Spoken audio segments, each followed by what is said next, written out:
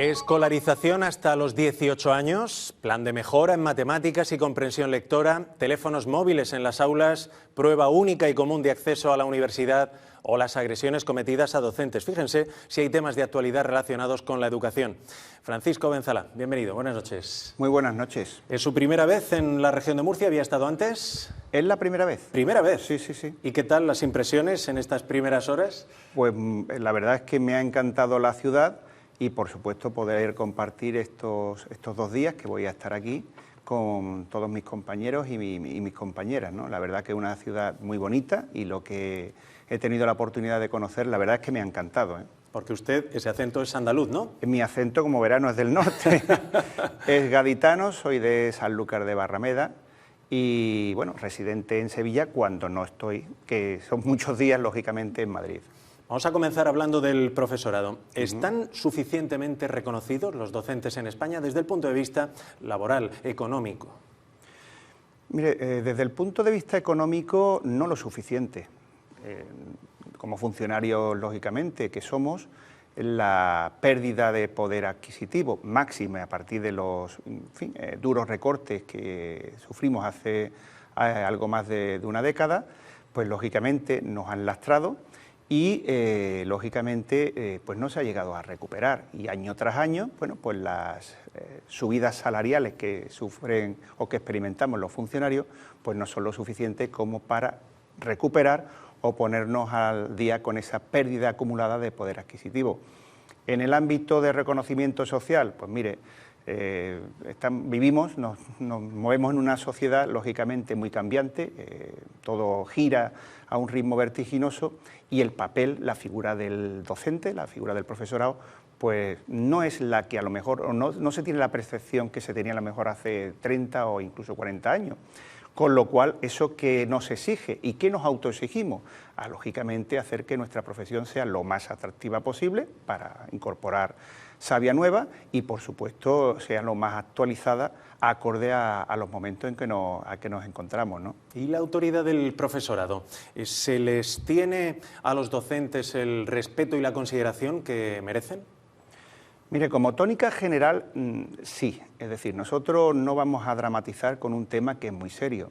Dicho esto, AMPE hace ya algo más de 14 años puso en marcha, empezando por la Comunidad de Madrid, luego a nivel estatal y se fue extendiendo por el resto de los AMPE de las diferentes comunidades, la figura del defensor del profesor. ¿Y por qué hicimos eso? Porque queríamos poner en el debate público la necesidad de alertar sobre las situaciones que se vivían en los centros educativos, en las aulas. Fruto de ello es el informe que periódicamente, año tras año, AMPE a nivel nacional, a nivel estatal, pues viene presentando con diversos aspectos que, lógicamente, afectan al día a día de nuestra labor en los centros educativos. Y a raíz de ello, solicitamos a la Fiscalía General del Estado que el docente, en el uso de sus atribuciones en el aula, en el centro educativo, pues tuviese el carácter de autoridad. Y recibimos, créame, muchas críticas, ¿no? Incluso con sorna nos decían muchas veces que si lo que queríamos es ser policía y nada más lejos de la realidad. Pero usted convendrá conmigo que lo que no es justo es que cuando un docente experimenta una situación que muchas veces resulta traumática, que incluso a veces, ¿no?, las pruebas nos remitimos, ¿no?, pues ha sido hasta agredido, pues tenga que además ir a justificar y no prevalezca, al no tener muchas veces el carácter o esa concepción de autoridad, pues que su verdad es la que debería de primar frente a otras consideraciones, a veces pues de familiares o entornos cercanos a algún alumno o alumna, ¿no?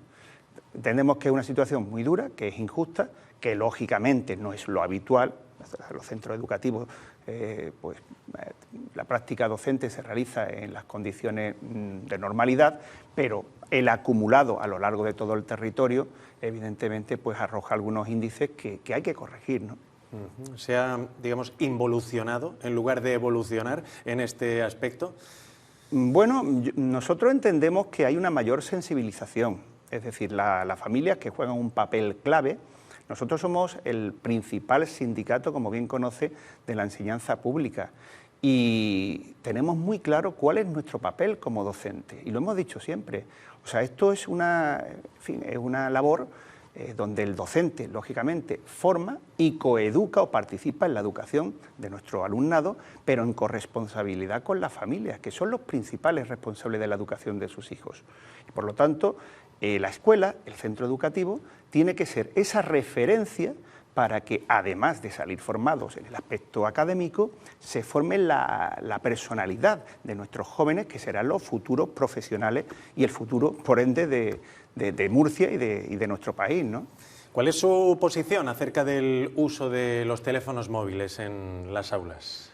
Bueno, la posición mía y la posición del sindicato de AMPE es, por supuesto, estamos a favor de, en fin, de la medida que se está implantando ya en las diversas comunidades de prohibir su uso. Mire, el móvil, las tecnologías en general, cuando lamentablemente, y también se pone de manifiesto en los diferentes informes que ya año tras año hemos venido alertando, pues generan muchas veces un uso indebido y además un uso, digamos, rápido de ella. Es decir, el teléfono, como bien conoce, pues le permite al que hace un uso indebido de ello un acceso muy rápido o una vía de escape hacia las redes sociales, muy rápida, inmediata. Y muchas veces se generan situaciones que constituyen un delito que incluso pueden ir por la vía penal, amén de situaciones de acoso, en fin, muchas circunstancias que son muy desagradables y, por supuesto, una cuestión que es esencial, la distracción. O sea, en los centros están nuestros alumnos y alumnas, pues lógicamente para formarse. Y hay momentos también para el esparcimiento, hay sus horarios de recreo, intercambio entre clase y clase, pero el uso del móvil en ese sentido no aporta nada positivo, salvo cuando dentro de la programación, pues el docente, el profesorado, estima que se puede hacer un uso pedagógico de ella, que por supuesto no vamos a obviar en el mundo en que nos movemos, que las tecnologías de la información y la comunicación pues disponen o arrojan una potencialidad desde el punto de vista pedagógico pues increíble, ¿no? Vamos con más temas de actualidad. ¿La educación debería ser obligatoria en España hasta los 18 años? ¿Debe aumentar la escolarización obligatoria a España hasta esa edad, los 18? Es un tema muy controvertido. Y además no es un tema, créame, nuevo. Es verdad que ha surgido el debate a raíz de una propuesta de mejora que incluimos, y digo incluimos porque lógicamente AMPE forma parte de la permanente del Consejo Escolar del Estado, y en el último informe, correspondiente al curso 21-22, informe 2023, de forma análoga a como ya se hizo en el 2015, pues se plantea al debate de la comunidad educativa en general el plantearse esa posibilidad. Mire, esto en 2015 ya se planteó. ¿Y por qué se plantea en 2015 ya? Pues porque en 2011 la propia Unión Europea, mediante una resolución, indica que podría ser una medida positiva para frenar el aumento del abandono educativo temprano, que, como bien conoce, es un problema endémico del sistema educativo español. ¿Qué han hecho otros países?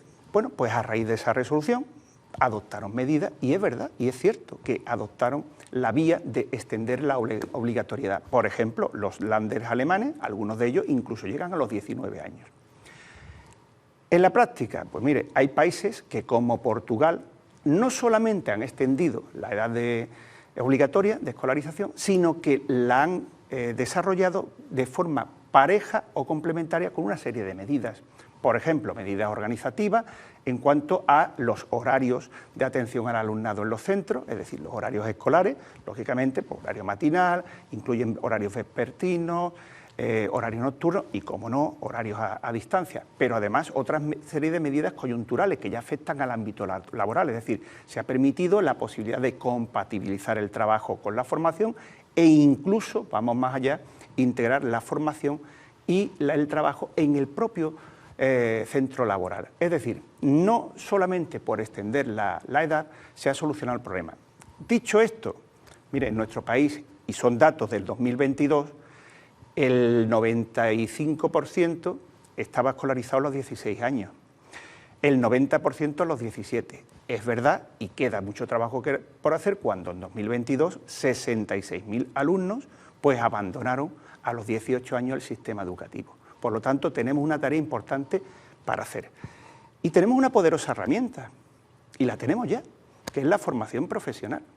Pero claro, la formación profesional es una poderosa herramienta si se hace un uso adecuado de ella. Lo que no podemos permitirnos como país es tener un elemento muy potente, muy positivo, donde está infinitamente más prestigiado y reconocido que hace ya años, pero que, claro, no responde en muchas ocasiones a las expectativas, a los intereses o a la motivación de nuestro alumnado.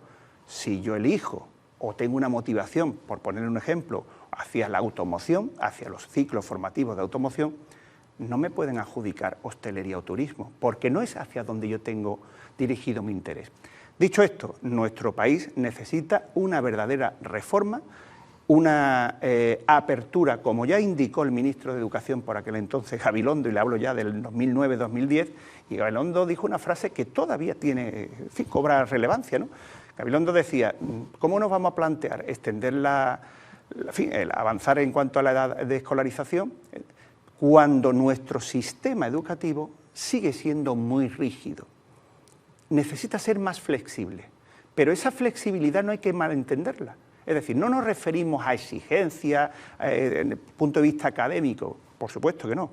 Hablamos de que sea capaz de dar respuesta a esas motivaciones, a esos intereses de nuestro alumnado, porque la realidad, si uno lo analiza con objetividad, es que los itinerarios formativos de nuestros alumnos y alumnas en la práctica son muy similares desde que entran en la escuela hasta que la abandonan. Hay que apostar por flexibilizar, establecer esas vías, esas pasarelas que den respuesta a esas motivaciones y a esos intereses de nuestros jóvenes. ¿Usted es profesor de matemáticas? De matemáticas. De matemáticas. ¿Qué le parece este plan, esta idea de reforzar las matemáticas y la comprensión lectora? Este plan que ha anunciado el Gobierno de España. Además, creo que usted trae información de primera mano desde Madrid, ¿no? Sí, de primera mano, y tan primera mano como que el propio presidente del Gobierno, pues no, justo cuando lo anunció, que como todos los telespectadores conocerán, lo hizo en el contexto de una campaña electoral en la Comunidad de Galicia.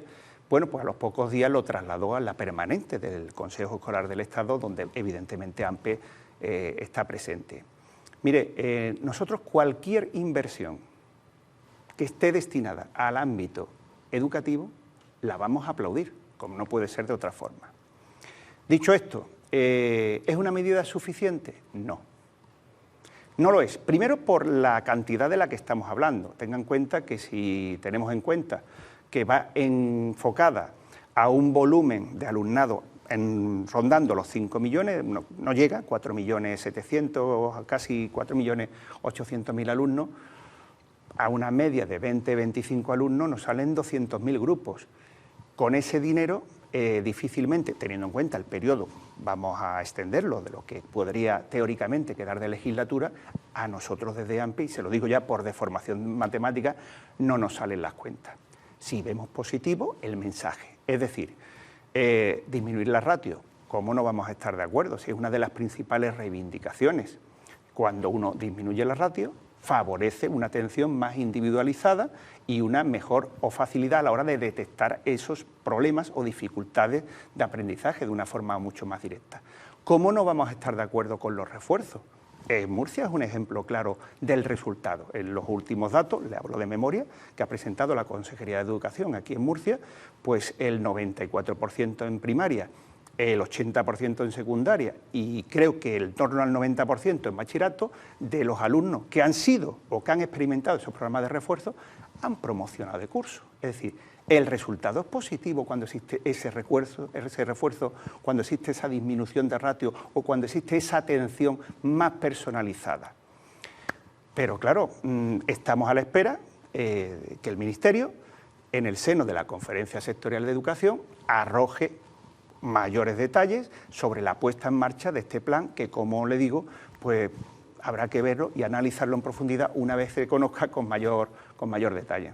Otra cuestión, ¿cómo ve lo de que las 11 comunidades autónomas gobernadas por el Partido Popular traten de impulsar una prueba de acceso a la universidad común, pero en todos los aspectos, ¿no? Igual, fechas, criterios, en fin, ¿cómo ve esta iniciativa? Mire, el anuncio del líder de la oposición se realiza, creo que este dato es importante, a escasos días del anuncio precisamente de la inversión en ese refuerzo de matemática y lectura por parte del presidente del Gobierno. Nosotros desde AMPE hace ya muchos años, hemos venido demandando el establecer una prueba, una selectividad, para que todos nos entiendan, lo más homogénea posible. Desde hace años, el propio Ministerio de Educación, y le hablo no del Ministerio actual, sino incluso de ministerios previos, es decir, con otro signo político, según y basándose en los informes de la Abogacía del Estado, indicaban que era imposible e inviable desde el punto de vista legal, normativo, establecer una prueba única. Dando, y por supuesto, por cierto, esa aseveración, existe un componente práctico, y es la dificultad de realizar una prueba única atendiendo a la distribución curricular, es decir, de lo que se enseña en las diferentes comunidades. Como usted bien conoce, aquellas comunidades, como Murcia, por ejemplo, que no tienen una lengua vernácula propia, pues maneja un 40% del currículo que está a disposición o que lo elige la comunidad autónoma. ¿Qué ocurre? Que intentar aunar esfuerzos en una dirección significaría en la práctica, pues, o renunciar a esa parte que lógicamente difiere de una comunidad a otra, o ceñirlo, y estaríamos disminuyendo lógicamente los contenidos, a ese porcentaje mínimo que va relacionado con el Real Decreto de Enseñanza Mínima, que en el caso de las comunidades autónomas con lengua cooficial, pues sería de un 60, y el de las que tienen lengua propia, un 50. Dicho de forma un poco más clara, es muy complicado, por el tema curricular, ponernos de acuerdo en lo que vamos a exigir. ¿En qué se pueden poner de acuerdo las diferentes comunidades autónomas? Y es lo que hemos venido reivindicando desde AMPE. Pues, por ejemplo, una cosa tan clara como que en el seno de esa conferencia sectorial de educación, a nivel político y, por supuesto, los grupos técnicos, establezcan unos criterios comunes de corrección, de calificación, de evaluación. ¿Usted cree que es normal que una comunidad pueda restar puntuación por tildes o por falta de ortografía en diferente proporción que la comunidad vecina? Cuando esos alumnos, estos jóvenes, que probablemente puedan optar o quieran optar en un futuro a los mismos estudios, eso no lo entiende nadie. Entonces vamos a intentar avanzar en aquello que es factible hacerlo, y aquello que la norma o la legislación no nos permite, pues vamos a intentar buscar una solución, pero la solución habrá que buscarla desde el sentido común y desde el consenso. Sobre todo eso, que es lo que hace mucha falta en nuestro país y concretamente en educación. Consenso. ¿Cuándo habrá consenso, si es que lo hay alguna vez en este país, ¿no?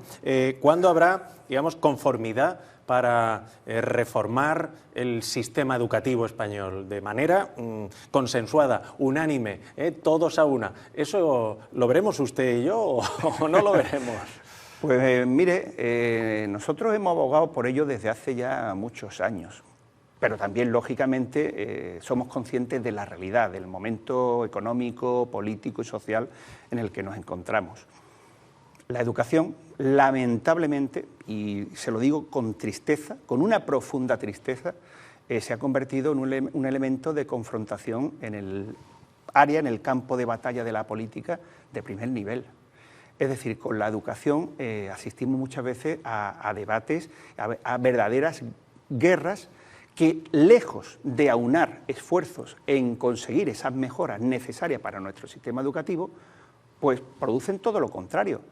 ¿Qué ocurre? Pues que nuestra educación, nuestro sistema educativo, transita desde hace ya muchos años por la senda de la inestabilidad, de la incertidumbre, de la transitoriedad, un vaivén normativo. Aquí en España no hay una ley educativa que cumpla, en los últimos 25 años, los 10 años que los expertos indican que se requieren para hacer una evaluación seria y poder sacar conclusiones de ella. Por lo tanto, ¿es posible un pacto por la educación? con un escenario político y social como el que estamos viviendo, somos conscientes que es inviable. Ahora bien, nosotros lo que sí propugnamos es, al menos a nuestros representantes políticos de todos los signos, en todos los niveles de la administración, es altura de miras. No podemos seguir así. Los diferentes indicadores, los diferentes informes, tanto nacionales como internacionales, nos lo están alertando y además desde hace ya muchos años. Por lo tanto, seamos capaces de establecer al menos un acuerdo de mínimos que dote de la necesaria estabilidad, de la necesaria perdurabilidad en el tiempo y que podamos conseguir, con el consenso y con el acuerdo de todos, las necesarias mejoras que necesita nuestro sistema educativo, que comienza con una verdadera reestructuración global de nuestras enseñanzas, de la autonomía de los centros y de muchas áreas, incluyendo, por supuesto, el modelo pedagógico de base. Aquí tenemos un modelo pedagógico en nuestro país que, en esencia, es el que instauró la LOCSE y estamos hablando de hace, bueno, pues 30 años, más de 30 años. O sea, que el objetivo es conseguir un sistema educativo estable, ¿no? Esa sería una prioridad, pero que yo creo que es el objetivo de cualquier país, ¿no? Pues Francisco Benzalá, ha sido un gusto tenerle aquí. Hemos tocado todos los temas, yo que hemos hecho un barrido importante sobre temas de actualidad relacionados con el mundo educativo y le deseamos nada, que pase un fin de semana o al menos un sábado aquí en la región de Murcia estupendo y que vaya todo muy bien mañana en el Hotel Nelva, es donde sí, tenemos allí nuestro consejo sindical y allí, bueno, pues tendré la oportunidad de compartir con mis compañeros y mis compañeras de AMPE y por supuesto lanzar un mensaje a todos los compañeros y compañeras de aquí de Murcia, en el sentido de que AMPE siempre va a estar ahí. Lo hemos hecho durante nuestros más de 45 años de historia y lo vamos a hacer haciendo lo que mejor sabemos hacer, que no es otra cosa que desde nuestra independencia y nuestra profesionalidad, que son señas de identidad de nuestra organización, pues luchar por los intereses profesionales, laborales y sociales del profesorado y, por supuesto, por la mejora de nuestra educación y de nuestro sistema educativo. Un gusto, seguimos en contacto. Muchísimas gracias.